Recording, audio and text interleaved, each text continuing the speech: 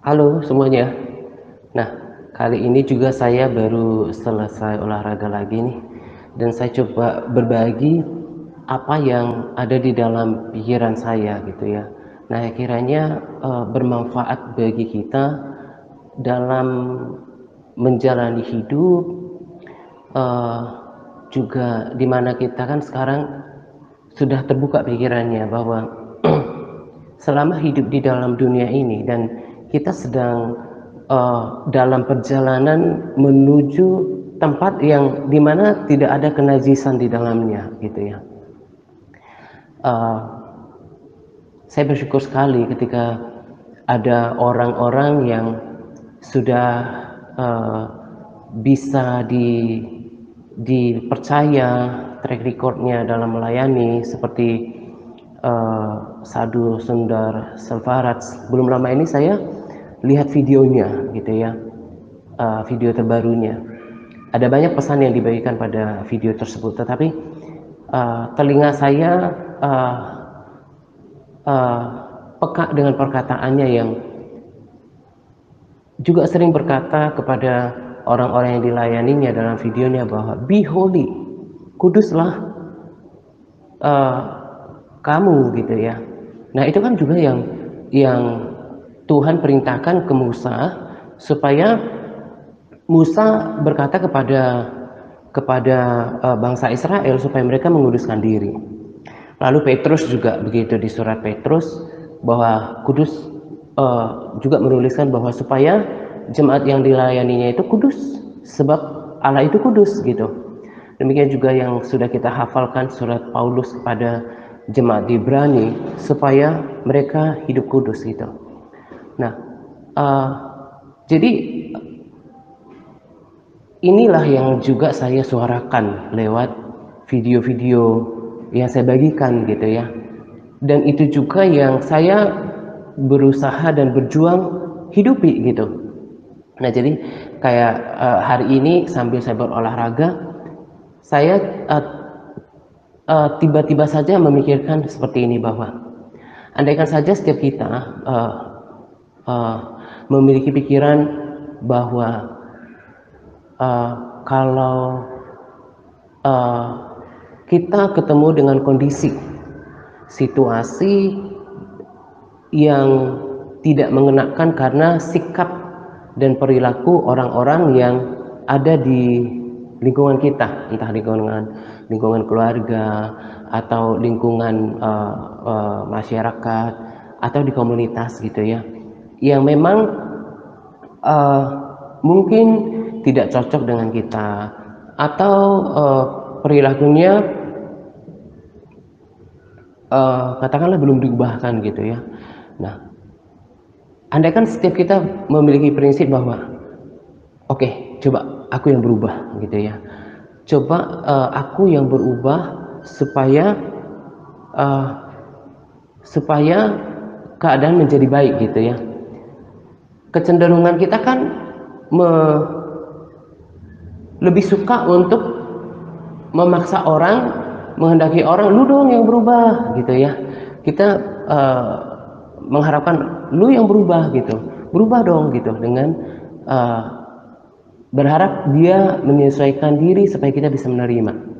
Nah sebaliknya, coba kalau setiap kita kemudian berprinsip bahwa oke, biar aku yang uh, belajar menerima, sehingga kalau prinsip ini dimiliki oleh setiap orang di dalam setiap lingkungan di mana dia berada, kayak tadi saya bilang di keluarga, di lingkungan, entah di komunitas, gereja lokal, atau ya termasuk kita di sini, maka uh, keadaan suasananya akan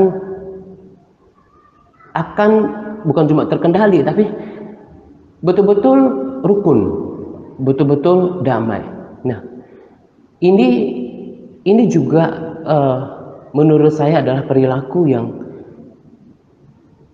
yang harus dihidupi oleh setiap orang yang mau melayakkan dirinya ketemu dengan Tuhan yang kudus gitu ya, sedang menuju perjalanan ke tempat kekekalan nggak kalah nyatanya dengan bumi gitu ya, saya percaya itu. Memang kalau dipikirkan, apalagi ditimbang-timbang dengan daging, ini sesuatu yang tidak mengenakan gitu. Karena kita kan manusia itu cenderung egois.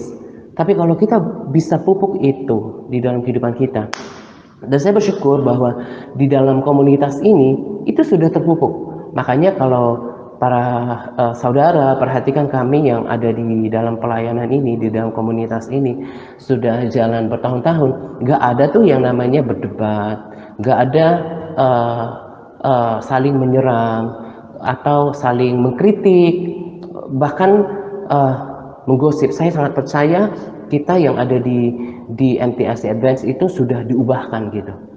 Akhirnya kan kondisinya nyaman gitu.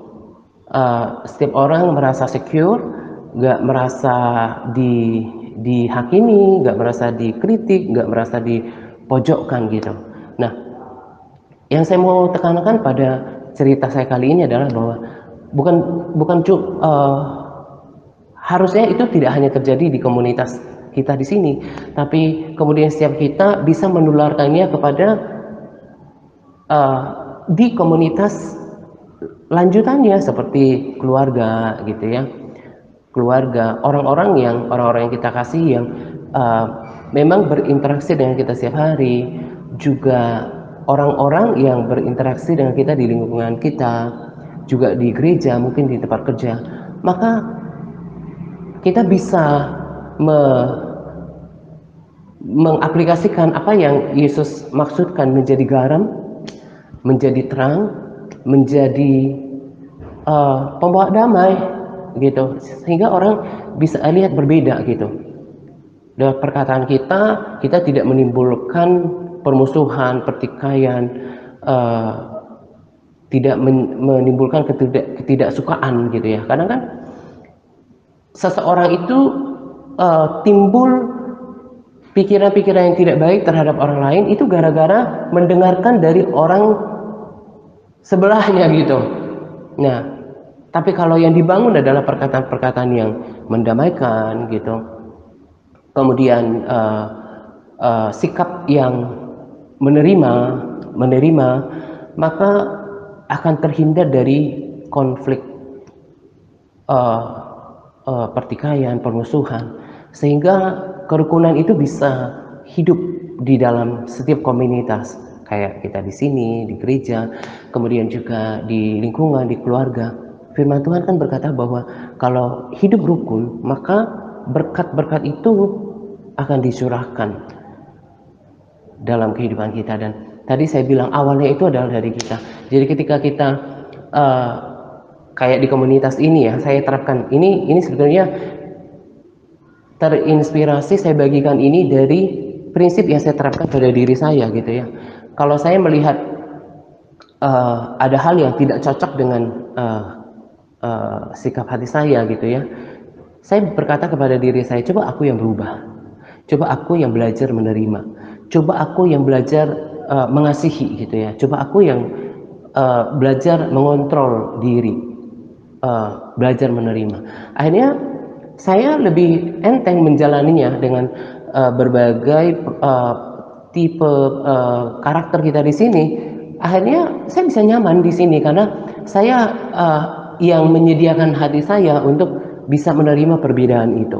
Nah, kalau setiap kita bisa lakukan itu, dan tadi kan saya katakan puji Tuhan di kita di komunitas ini, terlebih kita yang sudah setia, itu sudah terjadi. Nggak ada di sini saling kritik, saling menyerang. Yang ada adalah saling support, saling mendoakan.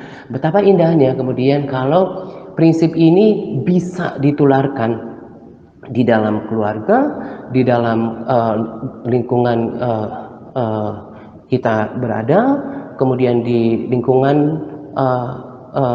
atau komunitas gereja lokal. Ini bisa diciptakan, maka orang akan bahkan bisa merasakan surga, gambaran surga itu seperti apa. Dan itulah tugas daripada kita yang udah dibentuk di dalam pelayanan ini. Jadi jangan kemudian kita di sini hidup akur, kemudian kita sudah menunjukkan perilaku yang tadi, yang damai, yang bisa menerima satu sama lain, tapi di lingkungan keluarga, dengan orang-orang terdekat, di lingkungan kita tinggal, di komunitas, kita malah sebagai troublemaker. Nah, kalau prinsip ini diterapkan, tadi saya bilang memang nggak enak, tapi kita kemudian menjadi garam, kita menjadi terang, kita menjadi pembawa damai. Dan ya saya percaya orang-orang yang mau mematikan diri kedagingannya seperti ini dan berkomitmen untuk melakukan hal-hal yang baik, hal-hal yang mulia, Tuhan bisa pakai dia untuk menjadi alat Tuhan sesuai dengan kapasitasnya. Kan nggak mesti menjadi hamba Tuhan, atau nggak mesti kayak saya gitu yang harus bicara, tapi dari praktek sehari-hari juga menjadi pemberita Injil oleh perkataan, oleh sikapnya. Tadi saya bilang dan saya ulangi bahwa memang ini nggak enak ketika kita yang mengalah, ketika kita melihat sebuah kondisi yang terbentuk karena perilaku orang-orang yang berbeda gitu ya. Ya mungkin ini kelihatannya menjengkelkan, atau ini kemudian kayaknya agak berlebihan gitu ya. Tapi kalau kita bisa menahan diri, maka keadaan akan terkendali gitu ya. Kita bisa nikmati setiap kondisi komunitas itu sendiri, dan yang lebih mulia adalah ketika kita bisa mendoakan orang tersebut, dan kalau dia berubah, selain kita mendapatkan sukacita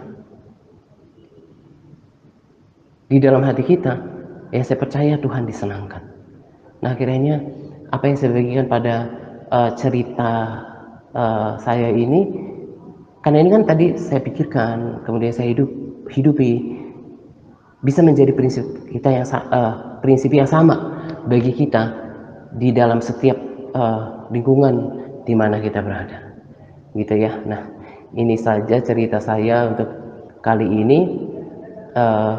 Oh ya, saya perlu tambahkan sedikit. Jadi nanti kalau udah di upload cerita saya yang pertama, itu di situ kan saya kasih tahu, saya minta maaf kalau berpakaiannya apa adanya gitu ya, karena sama kayak sekarang gitu. Ini juga saya baru olahraga, belum mandi, moodnya itu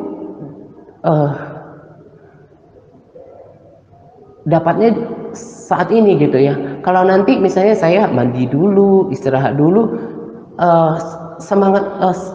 semangatnya ya, moodnya itu udah hilang gitu. Nah, makanya saya cepat-cepat buatkan gitu supaya spiritnya dapat, kemudian yang dengerin dapatkan spirit yang sama. Di sayanya juga nggak susah untuk menyampaikannya, karena ini udah pengalaman saya pribadi. Mungkin orang di luar sana kan lebih hebat dengan persiapan gitu, tapi saya pribadi termasuk dalam menulis, ketika dulu menulis posting, kemudian juga membuatkan rekaman, penyembahan, semuanya termasuk video hari ini, quote gitu, itu harus cari momentum yang tepat gitu. Kalau nggak akan susah untuk berbicara gitu. Makanya saya lakukan tindakan ini apa adanya aja deh gitu ya. Dan ini bagian cerita saya. Nah, ya tadi saya bilang waktu buatkan cerita itu, saya udah kepikir bahwa mungkin akan ada pikiran yang mungkin juga nggak setuju dari sahabat atau saudara gitu ya, dengan pakaian saya yang pakai singlet atau tank top gitu kan. Nah, saya udah kepikiran itu gitu. Nah, ketika saya bagikan video itu ke Buan cerita, ada yang komplain tuh, sahabat dengan, kan sebelum itu kan ada video quote gitu ya, yang pakai singlet juga dengan pakaian seperti itu. Nah, saya udah ngerasa gitu, makanya sebelum Buan cerita itu, saya udah muat duluan di video bahwa saya minta maaf dengan pakaian apa adanya, bahkan dengan tank top seperti itu, karena memang cari mood itu nggak gampang gitu. Cari momentum itu nggak gampang. Cobalah kalau para sahabat juga ketika membuatkan sharing modul gitu ya, persiapannya itu Apalagi ketika kita sudah sedang melakukannya, itu bisa blank, kayak Bu Lini katakan suka ada blank ketika berbagi sharing gitu ya, karena nggak mudah gitu. Jadi makanya saya buatkan ini ya pada saat yang mudah aja bagi saya untuk melakukannya gitu ya. Uh, uh, Dapat mood yang baik, kemudian spiritnya bisa transfer, itu yang saya cari gitu ya. Nah, akhirnya kita bisa ya kayak tadi yang saya bilang, kita bisa saling memaklumi. Oh, ya udah ngerti aja. Uh, ya memang karena kondisinya seperti itu gitu ya. Jadi jangan suka untuk mempermasalahkan hal-hal yang nggak penting gitu, hal-hal yang nggak penting. Ya itu tadi yang saya bilang, kalau kita sudah semakin menyerupai Kristus, kita bisa memaklumi gitu. Oh ya, yang kurang baik atau yang kayaknya yang minus dari seorang gitu, kita bisa terima, kita bisa memaklumi, bahkan coba kita bisa menempatkan diri seperti dia gitu ya. Menempatkan diri seperti dia itu akan lebih bisa menjaga hidup kita berkenan di hadapan Tuhan gitu. Karena kadang-kadang kalau kita bahkan terlalu sering kalau kita terlalu cepat untuk bicara, firman Tuhan juga kan katakan bahwa di dalam banyak bicara itu ada kesalahan. Kadang-kadang kita terlalu dikontrol oleh perasaan kita, padahal kita salah gitu ya. Saya juga banyak belajar dari situ. Nah, nanti saya akan buat lagi pada cerita bersambung saya. Ini sama kayak ganti cerita bermakna kayak dulu gitu, cuman ini lebih lebih santai lagi gitu ya. Kita akan jumpa lagi nanti ya pada cerita bersambung saya selanjutnya. God bless.